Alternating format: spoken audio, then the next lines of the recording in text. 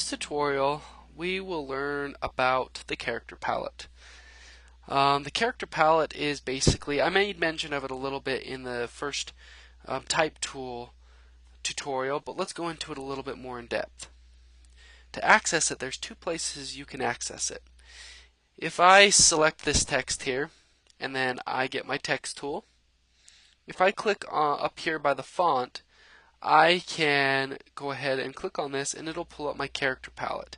And this gives me all of my options to change my font, my font color, underline, strike through, and other such things. Let's go ahead and play with some of the options here, and you'll have to play with them. I don't use everything in here. I use a lot of quick key functions many times. So let's take a look here. First of all, many times what I do instead of clicking on this character is there's a quick key function to access this, and that is if you hit Apple T, it will automatically bring up your character palette. And if I click up here in the upper right hand corner and go show options, it'll extend all of my options. So now I can have this palette up here while I'm editing my text and doing other such things. So let's go ahead and go through these.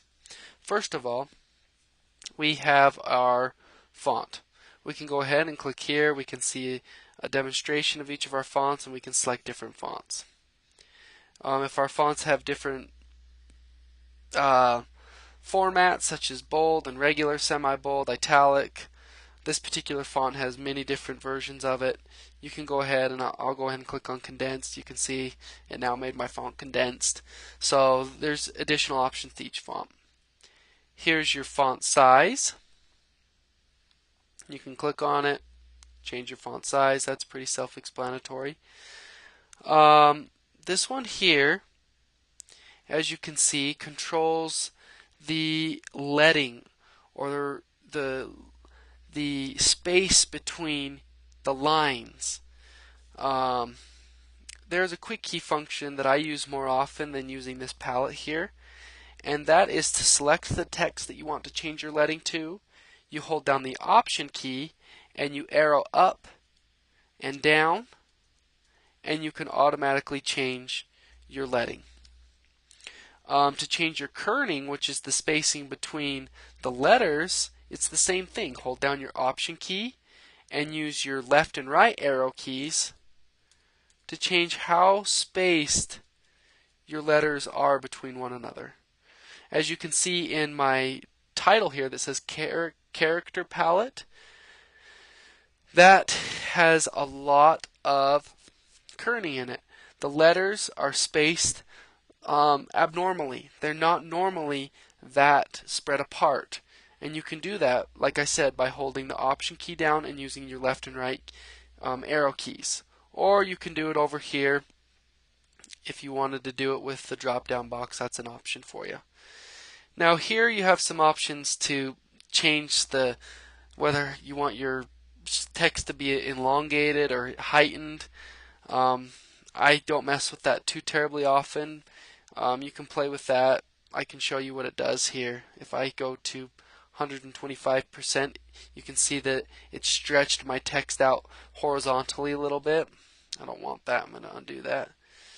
And this one will stretch it vertically a little bit, so let's go ahead and do that. You can see how it elongates it a little bit, but again, I don't want that, so I'm going to just go ahead and get rid of that. If you do any subscripts or postscripts, you can do that here. Let's say you want to do the 4th of December and you want the TH to be in the upper right hand corner from the 4. You can do that with this. And then you can also rotate your text. It's another thing I don't do too much. Never really played with it, but you're more than welcome to mess with it.